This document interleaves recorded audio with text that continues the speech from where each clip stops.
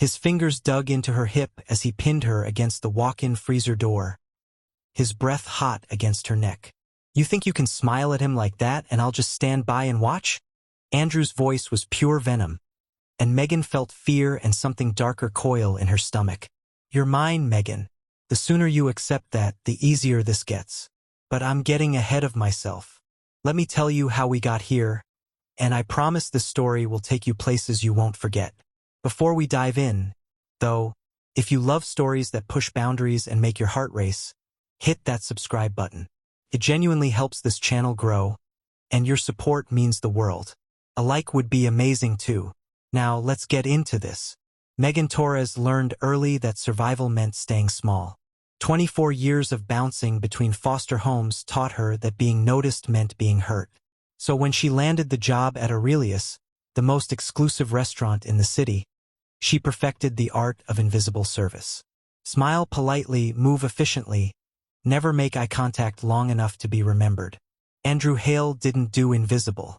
The first time she served him, Megan felt his eyes track her across the dining room like a predator watching prey. He sat alone at table 7, 6'3" of controlled power in a suit that probably cost more than her yearly salary. Dark hair, sharp features, and eyes that seemed to see straight through every wall she'd built. Good evening, sir. Can I start you with something to drink? Professional, detached.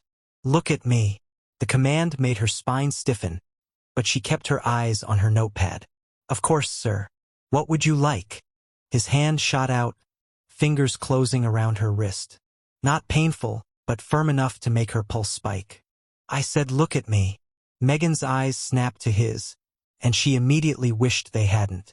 Andrew Hale's gaze was midnight blue and absolutely relentless. Better, he murmured, releasing her slowly.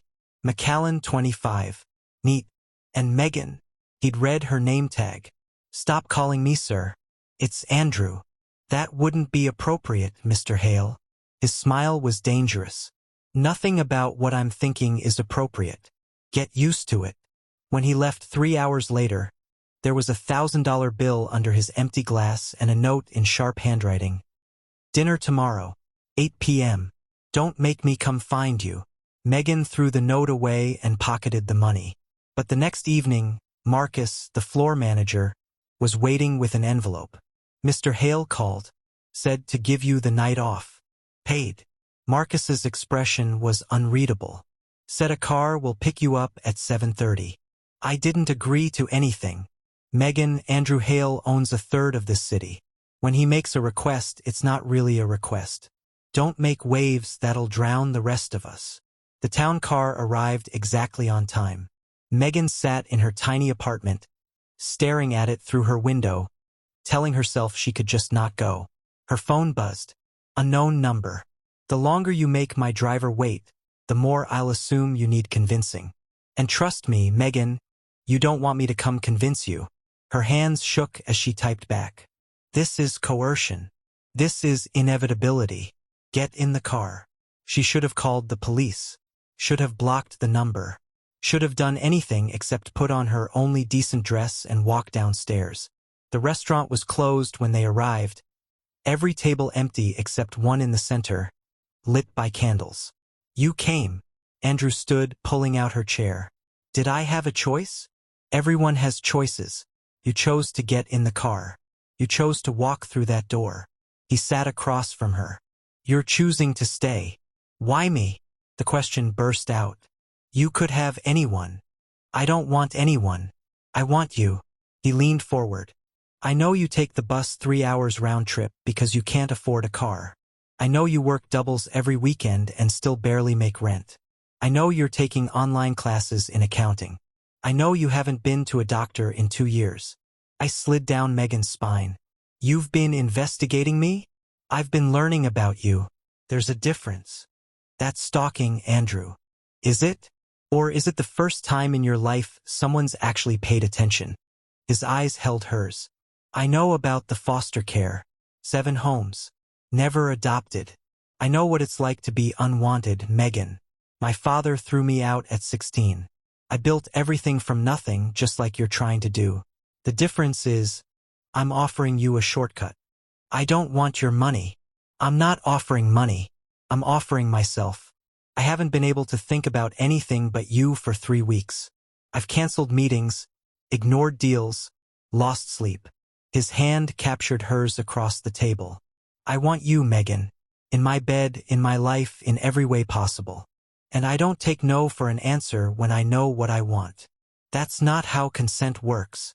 You consented the moment you got in that car. You're consenting right now by not walking away. He smiled. Your body's consenting even if your mouth denies it. He was right, and she hated him for it. Hated the way her pulse raced, the way her skin felt too hot. This is insane, she whispered. Yes, but you're still here. When the town car dropped her at her apartment, Andrew walked her to her door. I'm not inviting you in. I didn't ask. He crowded her against the door, one hand braced beside her head. But tomorrow night you're having dinner at my place. And the night after that. Until you stop pretending you don't want this as much as I do. And if I say no, you won't. His hand cupped her jaw. Because you're just as obsessed as I am. You're just too scared to admit it. When he kissed her, it was pure possession. His mouth claimed hers with a hunger that made her knees weak. Megan gasped, and Andrew deepened the kiss until she forgot why this was a terrible idea. He pulled back first, leaving her breathless. Tomorrow, 7 p.m. I'll send the address. His thumb brushed her swollen lips. Wear something you don't mind me ruining. Megan called in sick the next 3 days. Ignored Andrew's texts. Blocked his number. Told herself this was over. On the 3rd day, Marcus called. Andrew Hale is threatening to pull his investment in the restaurant. He owns 40% of this place. He can shut us down. Whatever's going on between you two, fix it. 20 people depend on this job. After Marcus hung up, rage replaced fear. Andrew was threatening innocent people's livelihoods because she wouldn't answer his calls? She unblocked his number. You're threatening innocent people now? His response was immediate. I'm removing obstacles. Come to dinner or I start removing bigger ones. This is blackmail. This is me showing you I don't bluff. 7 p.m. Don't test me, Megan.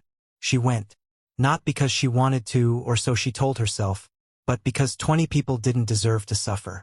Andrew's penthouse occupied the top 3 floors of the most expensive building in the city. He was waiting, sleeves rolled up, forearms that had no business being that attractive. You're angry, he observed, pouring wine. You threatened to destroy people's lives because I wouldn't have dinner with you. I simply pointed out that my investment is contingent on certain conditions. You're one of those conditions. He handed her a glass. What are you going to do about it? I could go to the police. And say what? That a billionaire made a legal business decision? That he's asked you to dinner and you've accepted every time? Andrew moved toward her. You're here, Megan. Willingly. Again. At some point, you have to stop pretending you're the victim. I am the victim. You're manipulating me. I'm pursuing you. Aggressively, yes. But you keep showing up. Your pupils dilate every time I get close. You've been thinking about that kiss for 3 days. He was in her space now, hands sliding into her hair. Tell me you haven't imagined what would happen if you just gave in. This isn't healthy. I don't care about healthy. Care about you. About having you. About making you mine. People aren't possessions. You are. His grip tightened in her hair. You just don't know it yet. When he kissed her, Megan couldn't resist. Her body had a mind of its own. Melting into him, hands fisting in his shirt as he consumed her whole. Andrew lifted her effortlessly, carrying her to a bedroom of dark wood and dangerous luxury. He set her on the bed, hands going to her zipper. Wait, Megan gasped. This is too fast. Tell me to stop and mean it, and I will. But if you're lying to yourself and to me, I'm done waiting. She knew she should stop this. Knew this man was dangerous, obsessive, probably unstable. But when his hands slid her dress off, when his mouth traced patterns on her skin, she couldn't find the words. That's what I thought, Andrew murmured. You want this just as much as I do. He wasn't gentle. He was demanding and possessive and overwhelming. taking her apart with ruthless precision until Megan was sobbing his name. Afterward, reality crashed down. I should go. You're not going anywhere. You're staying here. With me. Permanently. Move in tomorrow. Megan sat up. Are you insane? I'm not moving in with you. Why not? Your apartment is a shoebox in a dangerous neighborhood. This place has everything you need. Everything except my freedom. His eyes went cold. What freedom? The freedom to work yourself to death for minimum wage? I'm offering you a better life, Megan. I won't be bought. Everyone can be bought. It's just a question of price. Name yours. The slap happened before she could think, her palm connecting with his cheek in a sharp crack. Andrew went still, jaw clenching as a red mark bloomed. Then he smiled, slow and vicious. There she is. The real Megan, the one who fights back. I was wondering when she'd show up. Let me go. No. He caught her wrist, pulled her close. You can slap me, scream at me, hate me all you want. It won't change the fact that you're mine now. What happened in this bed sealed it. That's not how this works. That's exactly how this works. I own buildings, businesses, people. And now I own you. You're delusional. Then leave. Walk out and never come back. Quit your job. Move to another city. Start over. His grip gentled, became almost tender. Except you won't. Because underneath all that fear, you want to belong to someone. You've spent your whole life unwanted, Megan. I'm offering you obsession. Tears burned because he was right. Some broken part of her responded to his possession like it was love. This isn't love, she whispered. No, it's better. Love is conditional. This is absolute. If you're hooked on this story and want to see where it goes, drop a comment and let me know. Should Megan run or stay? Your engagement helps the channel grow. Megan left that night, fled back to her apartment with Andrew's words echoing in her head. She lasted 4 days. For days of Andrew's texts detailing exactly what he wanted to do to her. For days of gifts arriving. For days of her body aching for him despite everything. On the 5th day, she went back. Andrew opened the door like he'd been expecting her. I have conditions, Megan said before losing her nerve. Name them. I keep my job. I keep my apartment. We do this on my terms. Done. It was too easy. Just like that. Just like that. He pulled her inside. Now that we've established your illusion of control, let me show you reality. The next 3 months were gradual surrender. Andrew didn't technically break his promises. Megan kept her job and apartment. But somehow she spent every night at his place. Her clothes migrated to his closet. Her life revolved around his schedule. Then came the charity gala. Andrew insisted she wear a specific dress, style her hair a certain way, smile at certain people. When Marcus, her old coworker, approached to say hello, Andrew's hand on her waist became bruising. In the car afterward, you know him. He used to work at Aurelius. We were friendly. How friendly? Andrew, don't. How? Friendly. We talked during shifts. That's it. His jaw clenched. You never mentioned him. Because there's nothing to mention. The way he looked at you suggested otherwise. I can't control how people look at me. This jealousy is insane. Insane is watching another man look at what's mine and not breaking his jaw. I'm not yours. I'm not a possession. The car swerved to the curb. Andrew was on her in seconds, hands framing her face, eyes blazing. Say that again. Tell me you're not mine. I'm not. His mouth crashed onto hers, swallowing the words. The kiss was punishing, desperate. You are mine, Andrew growled. Every breath, every heartbeat, every thought. Mine. And I'll burn this city down before I let anyone take you from me. That night, Megan made a decision. She couldn't leave, she tried and failed. Couldn't change him, but she could reclaim pieces of herself. She started small, got a library card, started reading again, found an online community college and enrolled in classes under her old name, paying with hidden money. For 2 months, she maintained her secret life. Andrew noticed she seemed happier but attributed it to their relationship stabilizing. Then he found the acceptance letter. Megan came home to find him holding the envelope from the college. "What is this?" Her stomach dropped. "It's not what you think. It's an acceptance letter. Full-time business program. Starting in 2 months. His voice was eerily calm. "How long have you been planning this?" 3 months. I've been taking online classes. While living in my home.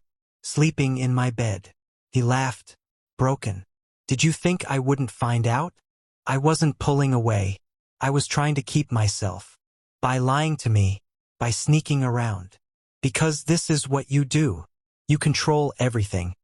And I can't even take a class without it threatening your ownership." The envelope crumpled in his fist. "Ownership? Is that what you think this is? Isn't it? You've eliminated every piece of my independence. My job, my apartment, my friends, my choices. What else would you call it? Love. Everything I've done has been to take care of you. I didn't ask you to do any of it. I asked you to let me be myself. And I did. I gave you everything you needed to be the best version of yourself. No. You gave me everything you needed me to be." Megan took a breath. "I need you to let me go. Let me move out. Live my own life. Figure out who I am without you controlling every variable." "No. Andrew. No. I won't watch you leave. I won't sit by while you destroy us. This has been slowly killing me." "Then let it kill you." His hands gripped her shoulders. "Let it kill you because at least you'll die mine. At least you'll die knowing someone loved you enough to lose their mind over you. That's not love. That's obsession. It's both. And you love it. You love being the center of my world. You're just too scared to admit you're just as obsessed as I am. Maybe I am. Maybe I'm just as sick. But I have to leave anyway. Because staying means disappearing entirely." Andrew stepped back like she'd struck him. "If you walk out that door, I'll make your life hell. I'll destroy any job you try to get.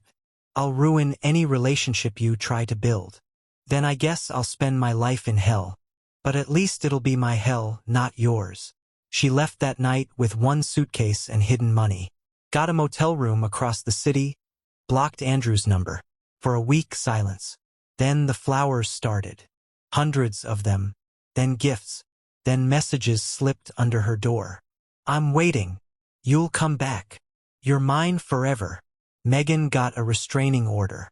Andrew's lawyers made it disappear. She moved to another motel. He found her in 3 days. She tried to leave the city entirely. Her friend Sophia helped. Drove her to the bus station at 3 a.m. "You're doing the right thing," Sophia said, hugging her tight. "Get far away from him." Megan bought a ticket to Portland. But when she tried to board, security stopped her. "Ma'am, there's a flag on your ID." "What?" "That's impossible." A man in an expensive suit approached. "Ms. Torres, Mr. Hale would like a word." Andrew appeared from the terminal shadows, and Megan's heart stopped. "You can't just leave without saying goodbye." "How did you?" "The bus company. I bought it yesterday." "Well, controlling interest. Enough to flag certain names in the system." He looked at Sophia. "Thank you for trying to help her. You're a good friend. But this is between me and Megan." Sophia looked at Megan, torn. "Do you want me to call the police?" "They won't come," Andrew said mildly. "Not for a civil matter between 2 people in a relationship." "We're not in a relationship anymore," Megan said. "Aren't we? Then why does my heart still beat for you? Why can't I sleep? Can't eat? Can't function without knowing you're safe?" "That's not my problem, Andrew. That's yours." "You're right. It is my problem. My sickness. My obsession." He stepped closer. "But you created it. You made me need you. And now you want to just walk away like you didn't change everything." "I didn't ask to change anything. I just wanted to serve you scotch and go home." "Too late. You're under my skin now. In my blood. And I've tried, Megan. God knows I've tried to give you space. But I can't breathe without knowing where you are." Sophia grabbed Megan's arm. "We're leaving. You can't stop us." "I'm not stopping anyone. Megan's free to go." Andrew's eyes never left Megan's. "But she should know that I've bought the apartment building she's been looking at in Portland." and the 3 backup options her internet search history suggested. I've also contacted every major employer in the city, pulled some favors, made some donations, mentioned that I'd consider it a personal favor if they passed on a particular candidate. Megan's blood ran cold. You're sabotaging my entire future? I'm showing you that running is pointless. I told you I don't bluff. There's nowhere you can go that I won't find you. No life you can build that I won't touch. So stop running and come home. That's not a home. That's a prison. Then I'll be in the cell next to you. At least we'll be together. Sophia looked between them, horrified. Megan, this is insane. Let me call someone. Anyone. But Megan saw the truth in Andrew's eyes. He meant every word. He would burn down her entire future, systematically destroy every option, until she had nothing left but him. Let her go, Sophia, Megan said quietly. What? No. We can fight this. There's nothing to fight. He's too powerful, too connected, too obsessed. Megan's tears spilled over. He'll never stop, and I can't let him destroy your life too. Sophia hugged her one last time, whispering, I'll keep trying to find a way to help you. I promise. After Sophia left, Andrew and Megan stood in the empty bus terminal. I hate you, Megan said. I know. This isn't love. I know that too. Then why? Because I'd rather have you hate me and stay than love the memory of me and leave. He held out his hand. Come home, Megan.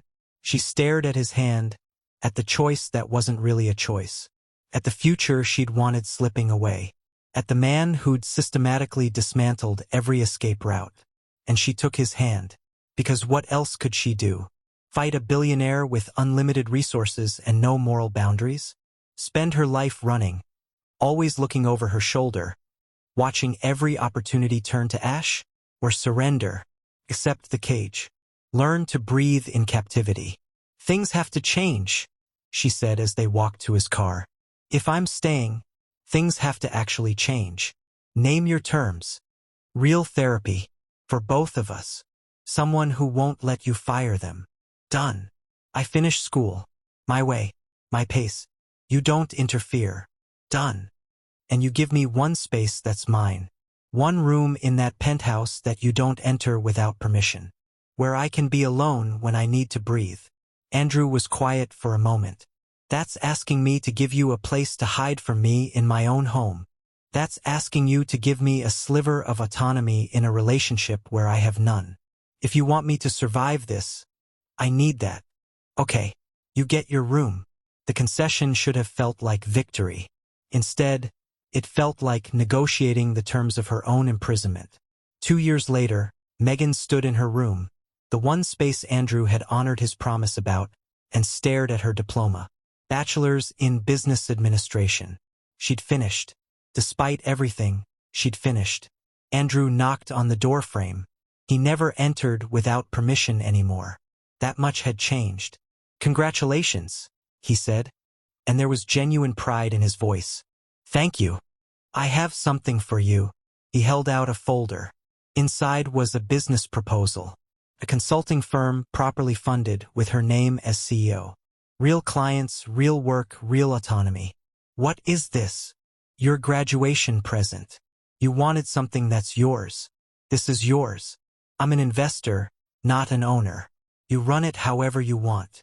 Megan looked at the man who'd stalked her, threatened her, manipulated her, and broken her, but who'd also kept his promises about therapy, about school, about the small concessions that made survival possible.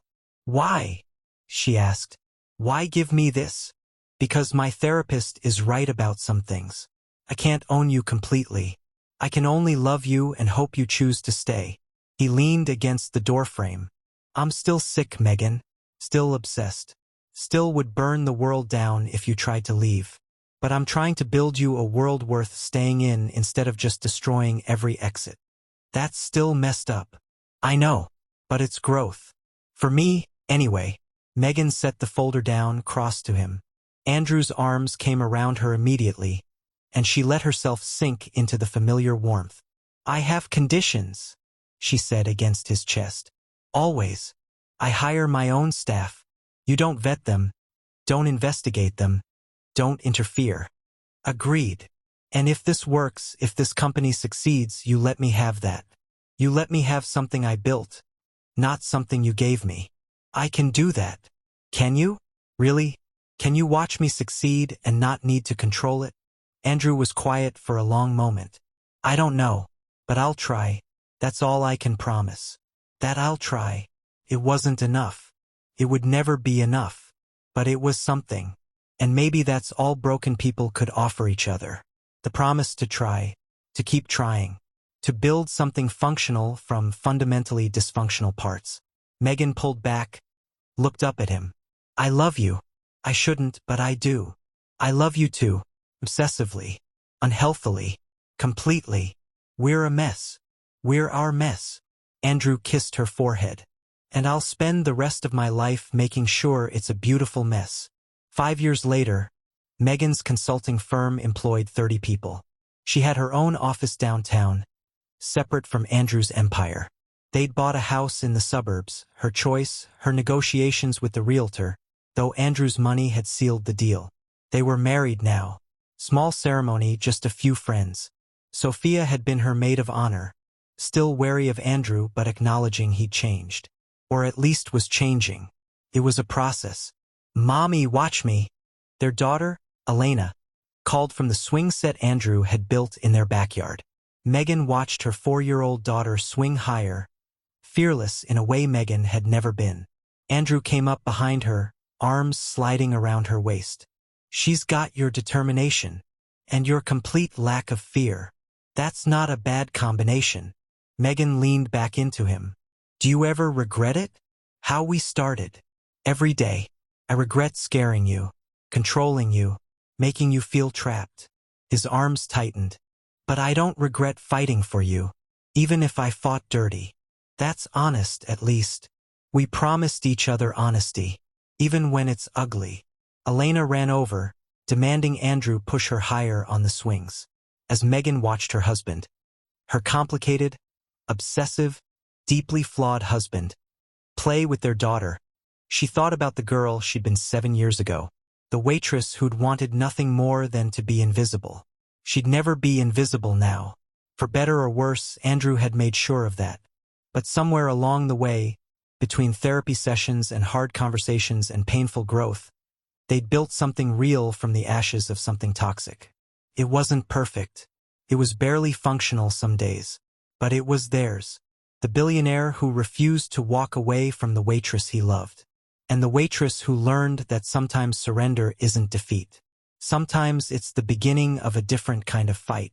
One where both people are fighting for each other instead of against each other. Even if the battlefield was their own damaged hearts.